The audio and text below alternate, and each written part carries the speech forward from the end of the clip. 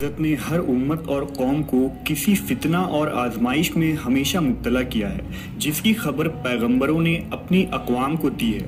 امت محمدیہ کے لیے ایک بڑی آزمائش وحشی اور درندہ صفت قوم کے خروج کی شکل میں لکھ دی گئی ہے، جس کے وقوع پذیر ہونے میں کوئی شک نہیں۔ آخری نبی محمد صلی اللہ علیہ وسلم نے احادیث مبارکہ میں اس فتنے کی خبر نہایت ہی وضاحت کے ساتھ دی ہے۔ اس وحشی قوم کا نام یاجوج ماجوج ہے۔ یہ وہ قوم ہے جس کی پیشن گوئی نہ صرف نبی صلی اللہ علیہ وسلم نے کی، بلکہ تورات و انجیل میں بھی اس قوم کا ذکر ملتا ہے، جسے گوگ اینڈ میگوگ کہا گیا ہے۔ دراصل یاجوج ماجوج حضرت نوح علیہ السلام کے تیسرے بیٹے یافس کی اولاد میں سے ہیں۔ یہ لوگ شمالی مشرقی ایشیا میں زندگی بسر کیا کرتے تھے اور اپنے ارد گرد کے علاقوں پر ہمیشہ وحشیانہ حملہ کیا کرتے تھے۔ ان کی آبادی چین سے مغرب میں ترکستان تک پھیلی ہوئی تھی۔ روایتوں میں آتا ہے کہ یاجوج ماجوج بنی آدم میں سے ہیں، اور اگر انہیں پوری دنیا میں چھوڑ دیا جائے تو تباہی مچا دیں گے اور لوگوں کی معیشت تباہ کر ڈالیں گے۔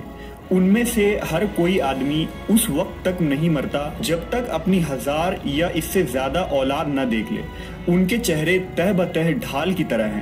یہ لوگ لمبے قد کاٹ کے ہیں جو صنوبر کے درخت کے مانند ہے۔ ان میں سب سے لمبا شخص 3 بالش تک کا ہوتا ہے۔ یہ جس جاندار کے پاس سے گزرتے ہیں انہیں کھا جاتے ہیں۔ یہ موسم بہار میں اپنے غاروں سے نکلتے ہیں اور سبزہ کھاتے ہیں۔ ان کے پنجے اور دانت درندوں کی طرح ہیں۔ ہزاروں سال قبل اس روئے زمین پر اللہ کے ایک نیک بندے کی حکومت تھی، جنہیں ذوالقرنین کے نام سے جانا جاتا ہے۔ اللہ رب العزت نے ذوالقرنین کو زمین کے ایک بڑے حصے پر بادشاہت عطا فرمائی تھی۔ آپ نے مشرق و مغرب کا سفر بھی کیا تھا۔ مورخین کے مطابق ذوالقرنین کے نام سے قرآن مجید میں جس شخص کا ذکر آیا ہے، دراصل وہ ایران کا عظیم بادشاہ خورس تھا، جسے سائرس اعظم بھی کہا جاتا ہے۔ جب حضرت ذوالقرنین نے شمال کا سفر کیا تو آپ کا گزر مشرقی ترکستان اور مغولستان کے علاقوں سے ہوا۔ یہ علاقہ 2 عظیم پہاڑوں کے بیچ آباد تھا، اور پہاڑ کے اس پار یاجوج ماجوج رہا کرتے تھے۔ ان لوگوں نے ذوالقرنین سے یاجوج ماجوج کے فتنے کی شکایت کی اور کہا کہ یہ قوم بار بار ان علاقوں میں حملہ کر کے فساد پھیلاتے ہیں۔ لہذا حضرت ذوالقرنین نے اس سرکش قوم کی یلغار سے حفاظت کے خاطر ان پہاڑوں کے درمیان ایک مضبوط دیوار تعمیر کروائی، جو لوہے اور پگھلے ہوئے تانبے سے بنائی گئی تھی۔ تعمیر مکمل ہونے کے بعد آپ نے اللہ کا شکر ادا کیا اور لوگوں کو آگاہ کیا کہ یہ دیوار وقتی طور پر اس قوم سے حفاظت کرے گی، لیکن ہر چیز فنا ہو کر رہتی ہے، لہٰذا ایک دن یہ دیوار بھی ٹوٹ جائے گی اور یاجوج ماجوج ان علاقوں سے نکل کر تمام زمین پر پھیل جائیں گے۔ جیسا کہ اللہ نے قرآن مجید میں ارشاد فرمایا، یہاں تک کہ جب یاجوج ماجوج کھول دیے جائیں گے اور وہ ہر بلندی سے دوڑتے ہوئے آئیں گے اور سچا وعدہ قریب آ لگے گا۔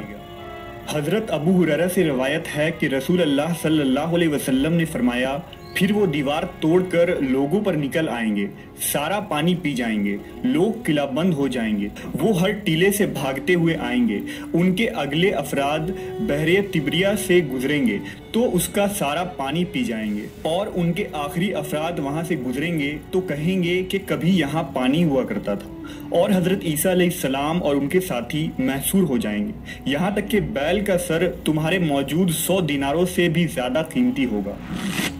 وہ اپنے تیر آسمان کی طرف پھینکیں گے، جنہیں اللہ خون لگا کر نیچے پھینکے گا، تو وہ کہیں گے، ہم نے آسمان والوں پر بھی غلبہ پا لیا ہے، جس طرح ہم اہل زمین پر غالب ہیں۔ ایک روایت میں ہے کہ بے شک یاجوج ماجوج روزانہ دیوار توڑتے رہتے ہیں۔ جب وہ مکمل ٹوٹنے کے قریب ہوتی ہے تو انہیں سورج کی شعاعیں نظر آتی ہیں۔ اتنے میں ان کا بڑا کہتا ہے، چلو باقی کل توڑیں گے، تو اگلے دن اللہ اس دیوار کو پہلے سے بھی مضبوط بنا دیتا ہے۔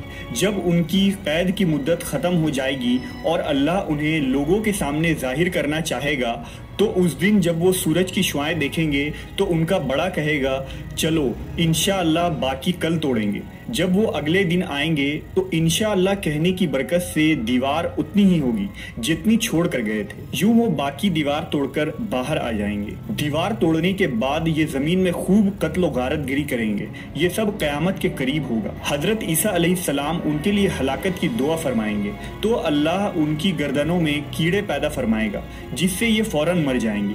پوری زمین پر ان کی لاشوں کی بدبو پھیل جائے گی۔ پھر اللہ ایک قسم کے پرندوں کو بھیجے گا جو ان کی لاشیں اٹھا کر جہاں خدا چاہے گا پھینک آئے گا۔ یوں یاجوج ماجوج کا خاتمہ ہو جائے گا۔